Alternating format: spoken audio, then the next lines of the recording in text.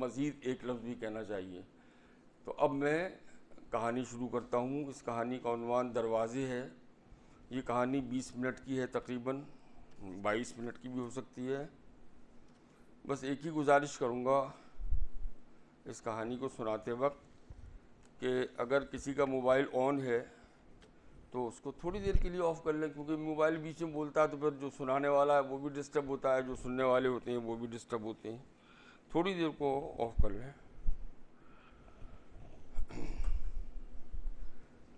وہ بھی اس شرط پہ آف کریں کہ اگر کہانی جو سنا رہا ہے اس کی باتوں سے زیادہ اچھی اگر موبائل میں کوئی بات آ رہی ہے تو آف نہ کریں۔ تو اگر اجازت ہو تو میں سناؤں کہانی۔ دروازے۔ اس دن آسمان پر کوہرا چھایا ہوا تھا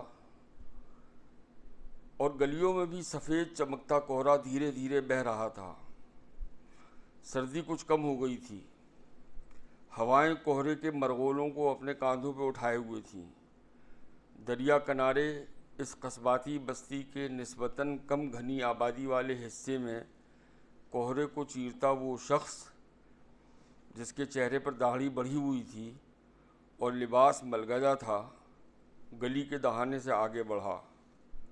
وہ رک کر کبھی زمین کو دیکھتا، کبھی آسمان کو، پھر اس نے مکانوں کے در و دیوار کو دیکھا اور پھر ہاتھ بلند کر کے کوہرے کو محسوس کیا۔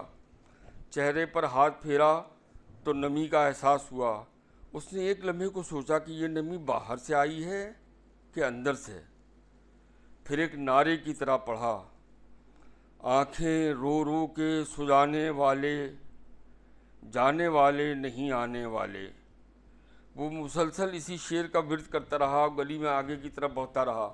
اچانک ایک دروازے کا پٹ کھلا، ایک عورت نے ذرا سا چہرہ نکالا اور شعر پڑھتے ہوئے اس شخص کو دیکھا جو اس کی طرف نہیں دیکھ رہا تھا۔ چہرہ اندر کر کے وہ ذرا بلند آواز میں بولی، شاہد بیٹے، اس بد نصیب کو باہری کمرے کے چبوترے پہ لا کے بٹھا لو۔ وہ بد نصیب کیوں ہے اماں؟ ایک بچے کی آواز آئی تھی۔ کچھ دیر خاموشی رہی۔ اس کا کوئی قریبی عزیز مر گیا ہے شاید۔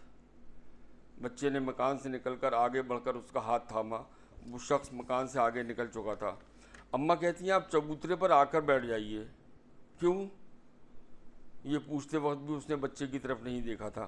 شاید پانی پلائیں گی، وہ فقیروں کو پانی پلاتی ہیں اور بھوکے ہوں تو کھانا کھلاتی ہیں۔ چلیے آئیے نا، بچہ ضد کرنے لگا۔ لیکن میں بھکاری نہیں ہوں، تھیلا دیکھو، اس میں میرے کئی لباس ہیں اور روٹیاں بھی ہیں، یہ میں نے سب اپنی محنت سے کمائی ہیں۔ بچہ اس کا ہاتھ تھامے رہا۔ ماں باہر کے کمرے کی کھڑکی پر پڑی چلمن کے پیچھے آ کر کھڑی ہو گئی تھی۔ کون ہے جو آپ کا چلا گیا ہے اور اب نہیں آئے گا؟ وہ بچے کا سوال سن کر چپ رہا، ہاتھ اٹھا اٹھا کر کوہرے کے مرغولوں کو محسوس کرتا رہا۔ کب انتقال ہوا؟ بچے نے پوچھا۔ خدا نہ کرے، وہ بےتابی کے لہجے میں بولا۔ آئیے، بچہ اسے تقریباً کھینچتا ہوا باہری کمرے کے سامنے چبوترے تک لایا۔ ماں نے دھیمے سے بچے کو اندر آنے کو کہا۔ ماں نے باہری کمرے کا دروازہ اندر سے کھول دیا تھا۔ بچہ اندر گیا تو سینٹھوں کا ایک مونڈھا لے کے برآمد ہوا۔ اماں کہتی ہیں اس پہ بیٹھ جائیے۔ وہ شخص خاموشی سے مونڈھے پر بیٹھ گیا اور اپنا رخ گلی کی طرف کر لیا۔ اس نے اپنا تھیلا گود میں رکھ لیا تھا۔ السلام علیکم، عورت نے دھیمی آواز میں اسے سلام کیا اور تب اسے معلوم ہوا کہ کھڑکی کی چلمن کے پیچھے بچے کی ماں ہے۔ اس نے آہستہ سے جواب دیا۔ گلی میں سناٹا تھا، شاید سب اپنے اپنے گھروں میں لحافوں میں دب کے پڑے تھے۔ اس درمیان بچے نے اندر سے پانی کا بھرا ہوا کٹورا لا کر دیا۔ اس نے آہستہ آہستہ 3 گھونٹ میں پانی پیا۔ اس کے چہرے پہ شکر گزاری کا جذبہ آیا۔ وہ مونڈھے کے ہتھوں پر ہاتھ ٹیک کر اٹھنا چاہتا تھا کہ اندر سے کانپتی ہوئی آواز میں عورت نے کہا، سردی بہت ہے، کچھ دیر یہیں بیٹھیے۔ جی، اس نے آہستہ سے کہا۔ کھانا کھا لیجیے، آپ بھوکے ہوں گے۔ جی شکریہ، میں بھوکا نہیں ہوں۔ میرے شوہر کاروبار کے کام سے باہر گئے ہیں، کل واپسی ہوگی۔ وہ ہوتے تو میں آپ کو باہری کمرے کے اندر بٹھاتی۔ نہیں، میں یہاں بھی ٹھیک ہوں۔ باہری کمرے سے اب بچے کے پہاڑے یاد کرنے کی آواز آ رہی تھی۔ آپ کو کس بات کا افسوس ہے؟ کیا کسی عزیز کا انتقال ہوا ہے؟ جی نہیں، خدا نہ کرے، اس نے تھوڑی دیر پہلے بھی یہ جملہ کہا تھا۔ تو پھر یہ گیت کیوں گاتے ہیں؟ نہیں، یہ گیت نہیں، غزل کا شعر ہے۔ یہ شعر کیوں گاتے ہیں؟ گاتا نہیں، یہ شعر پڑھتا ہوں۔ بار بار اتنی درد بھری آواز میں کیوں پڑھتے ہیں؟ آپ کہاں کے رہنے والے ہیں؟ وہ شخص خاموش رہا۔ آپ یہ شعر کیوں پڑھتے ہیں؟ وہ خاموش رہا۔ اس نے سر جھکا لیا تھا۔ آپ کہاں کے رہنے والے ہیں؟ اس قصبے میں کیسے آنا ہوا؟ میں آگرہ کے پاس ایک قصبے کا رہنے والا ہوں۔ میں برسوں سے اسی طرح شہروں قصبوں گھومتا رہا ہوں۔ کسی شہر کسی قصبے میں دوبارہ نہیں جاتا۔ پھر کچھ دیر رک کر بولا، جب رزق ختم ہو جاتا ہے، اس نے تھیلے کی طرف اشارہ کرتے ہوئے کہا، تو کسی شہر یا قصبے کے چوراہے پر صبح سویرے مزدوروں کے ساتھ کھڑا ہو جاتا ہوں، مزدوری کرتا ہوں اور رزق کا انتظام کر کے آگے بڑھتا ہوں۔ اس شہر کا نام جانتے ہیں؟ نہیں، معلوم نہیں کیا، آج ہی آیا ہوں۔ آپ کیوں ایسے واہی تباہی گھومتے ہیں؟ وہ پھر خاموش بیٹھا گلی میں چکراتے کوہرے کو دیکھتا رہا۔ آپ کو کس کے جانے کا غم ہے؟ کوئی تھا، وہ بمشکل بول سکا۔ کوئی رشتہ دار؟ نہیں، عزیز۔ کوئی لڑکی؟ وہ سر جھکائے بیٹھا رہا۔ کون تھی وہ آپ کی؟ پڑوس میں رہتی تھی۔ پھر کیا ہوا؟ اس کی شادی ہو گئی۔ آپ اس سے شادی کرنا چاہتے تھے؟ جی۔ تو اس سے کہتے بھاگ کر آ جائے، پھر نکاح کر لیتے۔ اس میں بدنامی ہوتی ہے۔ کس کی؟ اس کی۔ یہ سن کر ماں بچے کو ڈانٹنے لگی تھی۔ ڈانٹتے ڈانٹتے اس کی آواز بھرا گئی۔ میں اب جا سکتا ہوں؟ آپ سے میں نے جتنی باتیں کر لی، اس سلسلے میں اتنی باتیں اپنے والد کے علاوہ کسی سے نہیں ہوئیں۔ اس کے چہرے پر پشیمانی کا سایہ لرز رہا تھا۔ کیا آپ اپنے والد سے بھی اس لڑکی کے بارے میں باتیں کر لیتے تھے؟ ان سے ہی کرتا تھا۔ والدہ گزر چکی تھیں۔ سردی کا موسم ہے، جب دھوپ چڑھ جائے تب جانے کی جلدی کیجیے گا۔ تب تک مجھے اپنے بارے میں سب بتائیے۔ آج پہلی مرتبہ آپ کا شعر پڑھنے کی آواز آئی تو میں سمجھ گئی تھی کہ کوئی غمزدہ ہماری گلی میں آیا ہے۔ کیا یہ ممکن ہے کہ کوئی شخص کسی کو برسوں نہ بھول سکے اور اپنی زندگی کو مسافروں کی طرح گزار دے؟ میں اپنے قصبے میں شیشہ گری کا کام کرتا تھا۔ فجر کے وقت سے بہت پہلے جاگ کر بھٹی پر پہنچ جاتا تھا۔ ایک بڑے سے چھپر نما کارخانے میں بڑی سی بھٹی ہوتی ہے جس کے چاروں طرف 8 کاریگر بیٹھ کر کام کر سکتے ہیں۔ اس میں شیشے کو تپا کر شیشے کا تار کھینچا جاتا ہے۔ میں اپنے قصبے کا سب سے مشاق شیشہ گر تھا۔ شیشے کے بڑے بڑے ٹکڑوں کو بڑی سی بھٹی میں تپا کر ان کا لوم بناتا تھا۔ پھر اس لوم سے بالکل برابر کا تار کھینچتا تھا۔ تار کھینچتے وقت تار کو بل دیا جاتا ہے، تو میں بل دینے میں بہت ماہر تھا۔ اس بیچ پانی کے رنگ کے شیشے پر رنگ کی پٹیاں چڑھائی جاتی تھیں، ہری، نیلی، لال اور پیلی، اور انہی رنگوں سے بہت سے دوسرے رنگ بن جاتے تھے۔ شیشے میں رنگ ملانے کے کام میں میری مہارت کی قصبے بھر میں دھوم تھی۔ دور دور کے لوگ میری اس مہارت سے واقف تھے۔ ہم لوگ 8-9 گھنٹے کام کرتے تھے۔ واپسی میں دوپہر کے وقت ظہر کے بعد جب میں اپنے گھر کے پڑوس کی گلی سے گزرتا تھا تو کام مکمل ہونے کی سرخوشی میں میلاد کا کوئی شعر پڑھتا تھا۔ ہمارے قصبے میں میلاد کا بہت رواج تھا۔ جب کبھی میری بلند اور گونجدار آواز کی وجہ سے میلاد کی جماعت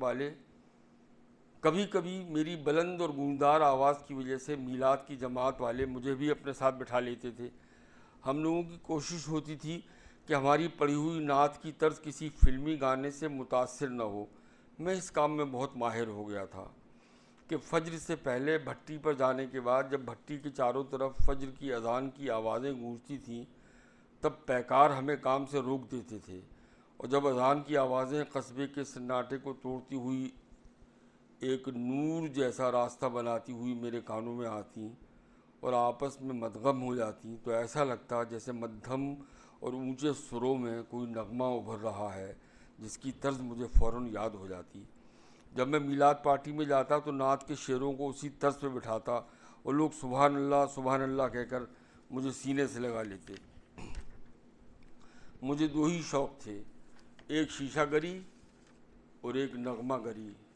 قصبے کے اسکول سے میں نے انٹرمیڈیٹ پاس کیا تھا اور اردو والے ماسٹر صاحب سب سے زیادہ شوق سے مجھے کو پڑھاتے تھے۔ ایک دن جب میں ظہر کے وقت گلی سے گزرتا ہوا اپنے گھر واپس آ رہا تھا تو میں کوئی شعر گنگنا رہا تھا کہ مجھے ایسا محسوس ہوا کہ گلی کے ایک مکان کے دروازے کے پیچھے چوڑیاں بجی ہیں اور ایک کھنکتی ہوئی زیر لب ہنسی کی آواز۔ مجھے اندازہ نہیں ہو پایا کہ چوڑیاں بجنا کب بند ہوئیں اور ہنسی کی آواز کب شروع ہوئی، لیکن یہ دونوں آوازیں ایک مختصر سے وقفے کے لیے تھیں، اور ان آوازوں میں ایک تسلسل بھی تھا اور تعلق بھی۔ اس مکان میں یہ کرایہ دار نئے نئے آئے تھے۔ ظہر کا وقت واپسی کا مقررہ وقت تھا، کیونکہ بھٹی کا کام فجر سے بہت پہلے شروع ہو جاتا تھا اور ہم لوگ لگ بھگ 8 گھنٹے کام کر لیتے تھے۔ پیکار ہم لوگوں سے اسی قدر کام چاہتے تھے۔ تو جب میں اگلے دن گلی کے راہ سے اپنے گھر کو جا رہا تھا تو پھر چوڑیاں بجیں۔ میں نے شعر پڑھنا بند کر دیا تو چوڑیاں اس انداز سے بجیں گویا اصرار کر رہی ہوں کہ شعر پڑھنا روکا نہ جائے۔ میں دھیمے دھیمے گنگناتا ہوا آگے نکل گیا، لیکن یہ کسی لڑکی سے ادھوری ہی صحیح ملاقات کا پہلا سابقہ تھا۔ میرے بدن میں ایک عجیب ہلچل سی مچ گئی جسے میں نے استغفار پڑھ کر دفع کیا۔ گھر پہنچ کے میں نے کچھ ہی دیر اس معاملے پر سوچا ہوگا کہ ذہن نے تصدیق کی کہ پڑوس کی یہ نووارد لڑکی مجھ سے مانوس ہو رہی ہے۔ ذہن کی اس تصدیق نے دل کو جو مسرت دی اس کا کوئی ٹھکانہ نہیں تھا۔ اب معمول یہ بن گیا کہ اس وقت کیونکہ عموماً گلی میں کوئی نہیں ہوتا تھا اور میں حسب عادت اور اب حسب شوق کچھ اونچی آواز میں پڑھتا جاتا تھا، اگر میں مسلسل پڑھتا رہتا تو چوڑیاں صرف ایک بار بجتیں، اور اگر میں سہون یا عمدن رک جاتا تو چوڑیاں 2 بار بج کر اصرار کرتیں۔ میں ان چوڑیوں کے بجنے کی آواز سے جان چکا تھا کہ یہ خاندان یہاں کا نہیں، قرب و جوار کا بھی نہیں ہے۔ قرب و جوار میں ہماری ہی بھٹی کی چوڑیاں پہنی جاتی تھیں، اور ان کی آوازیں چوڑی کے موٹے ہونے کی وجہ سے ذرا ٹھس سی تھیں، وہ کھنک نہیں تھی۔ اودھ علاقے میں ایسی چوڑیاں بنائی جاتی ہیں۔ ایک دن جب میں حسب معمول کچھ پڑھتا ہوا واپس آ رہا تھا تو دروازے کے پیچھے سے ایک ہاتھ نکلا، اس میں حلوے کی 2 قتلیاں تھیں۔ اگر کی خوشبو سے میں نے اندازہ لگایا کہ یہ شب برات کے نیاز کے حلوے کی قتلیاں ہیں۔ میری ہتھیلی کو چھوئے بغیر صرف قتلیوں کو میرے سپرد کر کے وہ ہاتھ اندر ہو گیا۔ وہ گورا ہاتھ تھا اور اس کے ناخن گلابی تھے۔ پھر تو اکثر یہ ہوتا کہ میں جیسے ہی برابر سے نکلتا چوڑیاں بجنا شروع ہوتیں۔ میں ان کے بجنے کی آواز سے پہچان جاتا کہ آج اس آواز میں مزید کچھ پڑھنے کا اصرار ہے یا میری ہتھیلیوں کو کھانے کی کوئی چیز ملنے والی ہے۔ میں اس کی آواز کبھی نہیں سن پایا، کیونکہ دروازے کے پیچھے ایک اوٹ کی دیوار تھی اور اس کے معاً بعد آنگن اور دالان تھے۔ وہ غالباً یہ خطرہ نہیں مول لینا چاہتی تھی کہ کوئی سن سکے کہ وہ کسی سے باتیں کر رہی ہے۔ ان شیشم کے پرانے دروازوں کے دلوں کے درمیان مہین مہین درزیں تھیں جن میں کبھی کبھی 2 حرکت کرتی ہوئی آنکھیں سفیدی سی مارتی نظر آتی، کبھی کبھی آنکھ کی سیاہی بھی نظر آ جاتی۔ میں کتنا ہی دھیمے دھیمے گزرتا وہ سیاہ پتلیاں صرف اتنی ہی دیر نظر آتی جتنی دیر میں پلک جھپکتی ہے، لیکن خدا جانے مجھے کیوں ایسا محسوس ہوتا کہ ان پتلیوں کے چہرے پر جو ہونٹ ہیں وہ سرخ ہیں اور ان پر ایک نرم سی اپنائیت بھری مسکراہٹ ہے۔ میں دن بھر ہرے، نیلے، لال اور پیلے اور ان رنگوں سے ملتے جلتے بے شمار رنگوں کو اپنے کام میں لاتا تھا، اس لیے وہ تمام رنگ دن بھر میرے ذہن میں گھومتے رہتے، اور جب میں دوپہر کے وقت اس دروازے کے سامنے ہوتا تو اس کی درزوں سے جھانکتے اس لباس کو میں اپنے ذہن میں گھومتے بے شمار رنگوں سے اپنی مرضی کے موافق رنگ لیتا۔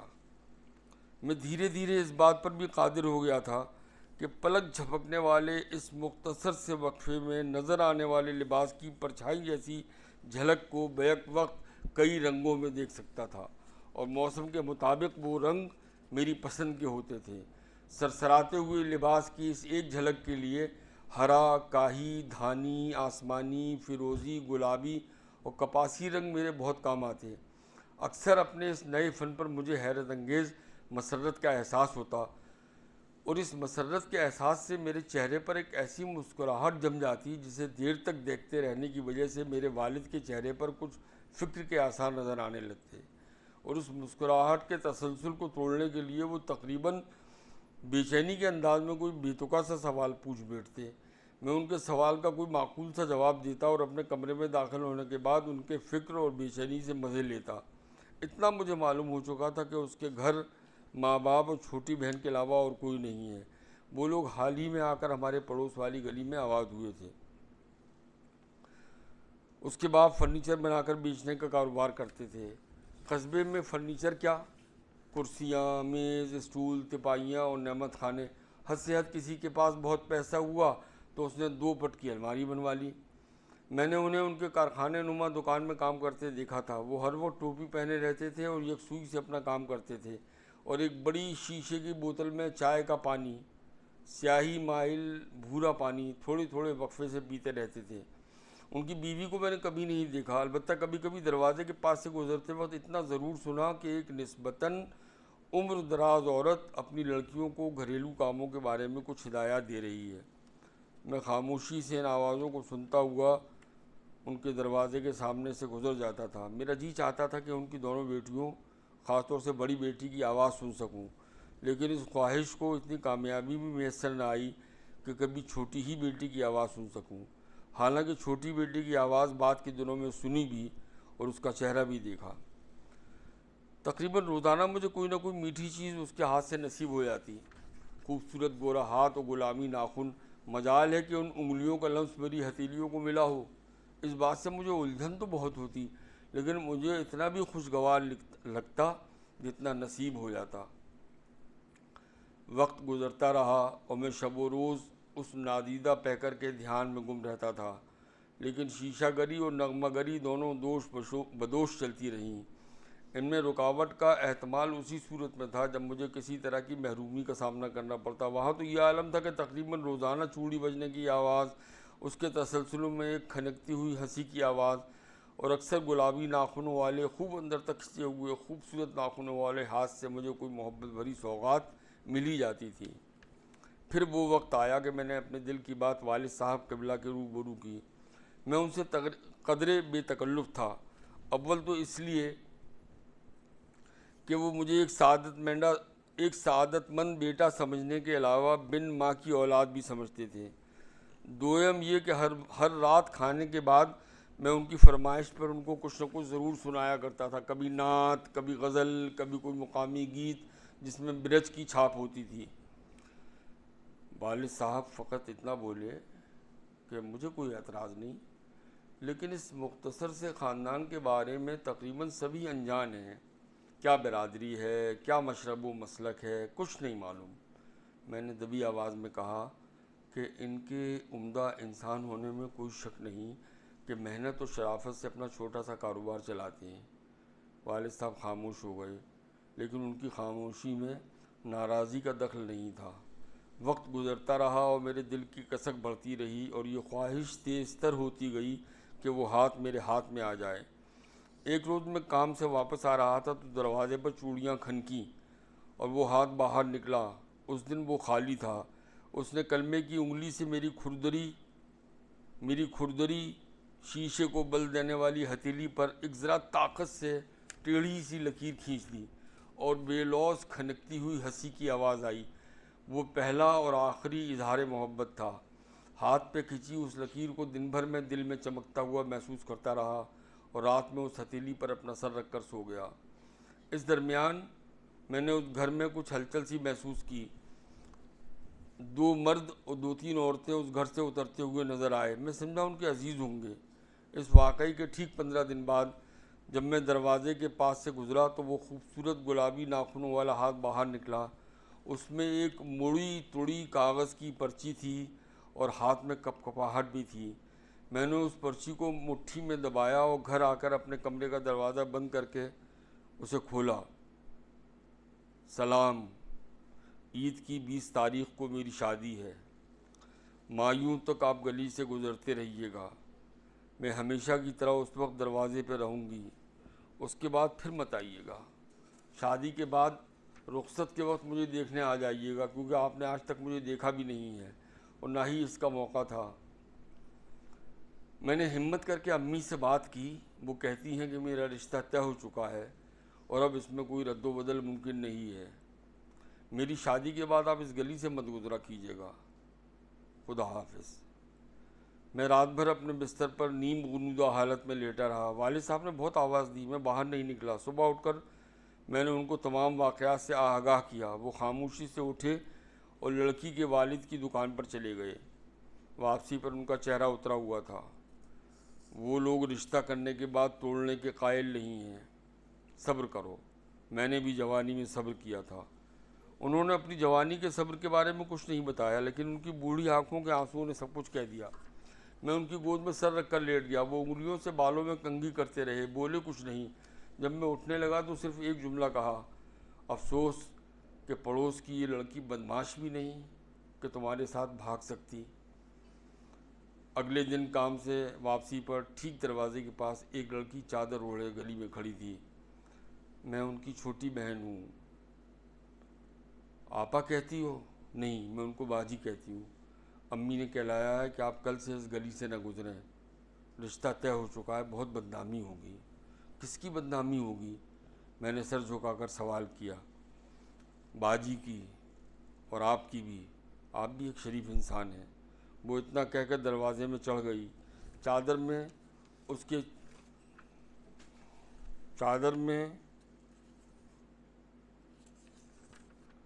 کے چہرے کا تھوڑا سا حصہ نظر آ رہا تھا، جس سے میں اندازہ کر سکتا تھا کہ اس کی بڑی بہن کیسی ہوگی۔ اس کے ہاتھ پاؤں بھی خوبصورت تھے۔ میں براہ راست لڑکیوں کو نہیں دیکھتا، لیکن اس دن میں نے کوشش کر کے اس کی شکل دیکھی کہ میں جاننا چاہتا تھا کہ اس کی بہن کا روپ کیسا ہوگا۔ میں مغرب کے بعد پیکار کے مکان پہ پہنچا اور ان سے لال چوڑیوں کا ایک توڑا مانگا۔ ایک توڑے میں 288 چوڑیاں ہوتی ہیں۔ پیکار چوڑیاں گنتے جاتے اور میری آنکھوں میں دیکھتے جاتے۔ ان آنکھوں نے کچھ دیکھا ہی نہیں تھا جو انہیں کچھ ملتا۔ سرخ طول کے کپڑے میں لال چوڑیوں کا توڑا باندھا اور عشاء کی اذان کے بعد جب محلے کے بیشتر مرد مسجدوں میں ہوتے ہیں، اسے دھیرے سے گلی کے اس مکان کی چوکھٹ پر رکھ دیا جس کے سامنے سے مجھے اب نہیں گزرنا تھا۔ حالانکہ میں شعر پڑھتا ہوا نہیں گزرا تھا، لیکن مجھے شک ہوا کہ میرے کانوں نے دروازے کے پیچھے کسی لباس کی ہلکی سی سرسراہٹ سنی ہو۔ میں بھاری قدموں سے اپنے گھر آ گیا۔ میں نے گلی سے نکلنا موقوف بند کر دیا۔